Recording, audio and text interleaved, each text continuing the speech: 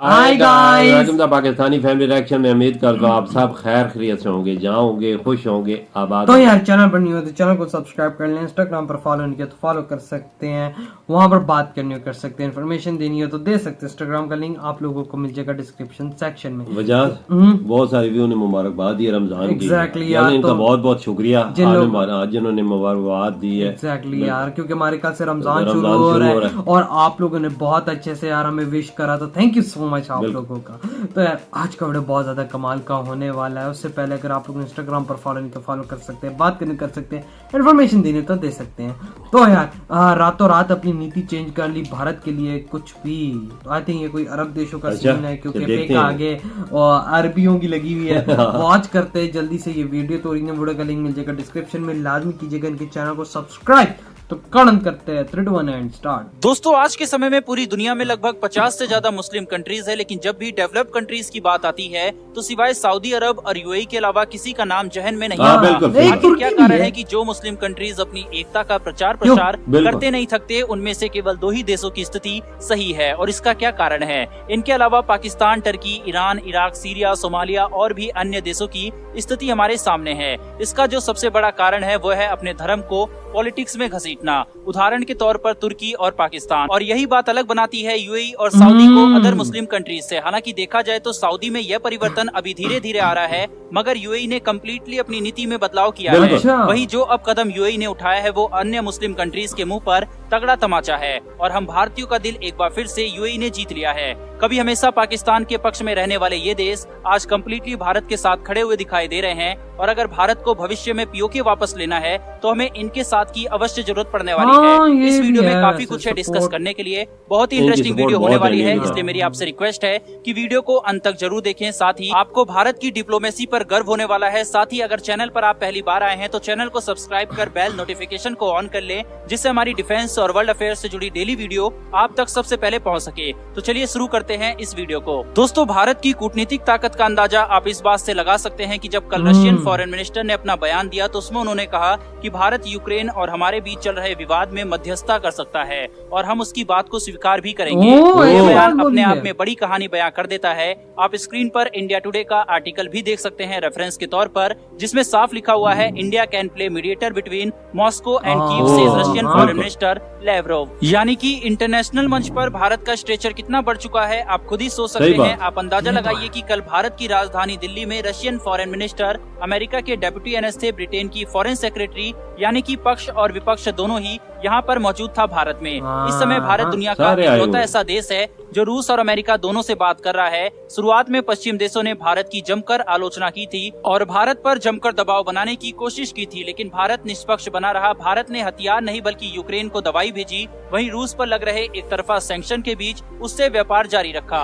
Western countries और America ने इस तरह सैंक्शन लगा दिए कि आज ये लोग नेगोशिएशन भी रूस से नहीं कर पा रहे। यही कारण है कि इन देशों को अब भारत की मदद लेनी पड़ रही है। ये भारत के जरिए रशिया तक अपनी बात पहुंचा रहे हैं। यूं तो इस समय कई डेवलपमेंट चल रही है। एक तरफ इन देशों से बातचीत हो रही है तो दूसरी तरफ आज नेपाल के प्रधानमंत्री भारत दौरे पर आए हैं। इसके अलावा ऐतिहासिक डील एक और भारत और ऑस्ट्रेलिया के बीच हुई है। आप रेफरेंस के तौर पर स्क्रीन पर आर्टिकल भी देख सकते हैं। खुद ऑस्ट्रेलियाई पीएम ने लिखा, trade deal with India will opens biggest economic doors.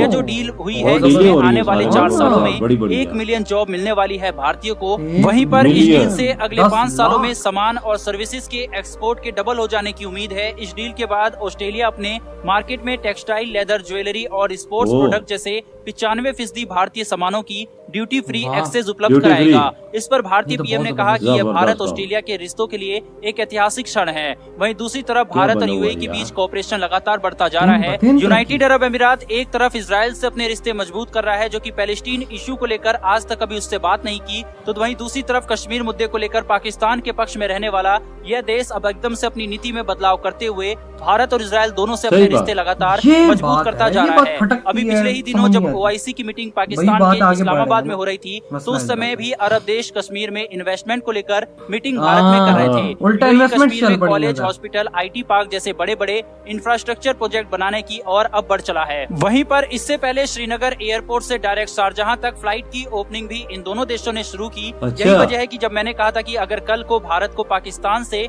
PoK वापस लेना होगा तो ये अरब देश भारत पर कुछ नहीं बोलेंगे। यही वजह है कि कश्मीर से 370 हटने के बाद कई बार ओआईसी मीटिंग पाकिस्तान बुलाना चाहता था, मगर सऊदी और यूएई की दखल की वजह से पाकिस्तान कुछ नहीं कर पाया। वहीं अभी हाल ही में रिलीज हुई द कश्मीर फाइल्स मूवी, जिस पर कई मुस्लिम देशों ने अपने देश में से दिखाने के लिए बैन लगाते हुए मना कर रखा है, तो वहीं यूएई ने इस पर कोई बैन नहीं लगाया और कहा कि इस मूवी को सबको देखना चाहिए। इससे साफ पता लगता है कि भारत और यूएई के रिश्ते कितने मजबूत हैं। फिलहाल दोस्तों इस वीडियो में इतना ही, लेकिन अगर आपने इस वीडियो को यहाँ तक देखा है तो कमेंट बॉक्स में भारत और यूएई की दोस्ती के लिए जय हिंद लिखना ना भूलिएगा। साथ ही डिफेंस और वर्ल्ड अफेयर से जुड़ी लेटेस्ट वीडियो के लिए चैनल को सब्सक्राइब कर बेल नोटिफिकेशन को अवश्य दबा लें। फिर मिलेंगे ऐसी एक नई वीडियो के साथ। धन्यवाद। खत्म यार, ये बात है सऊदी अरेबिया यूएई अपनी नीति ऐसे चेंज करे, इंडिया के साथ ऐसा अपना फ्रेंडशिप का माहौल इन्होंने क्रिएट किया कि पाकिस्तान तुर्की कभी सोच ही नहीं सकता था कि सऊदी अरेबिया और यूएई ऐसा काम करेगा।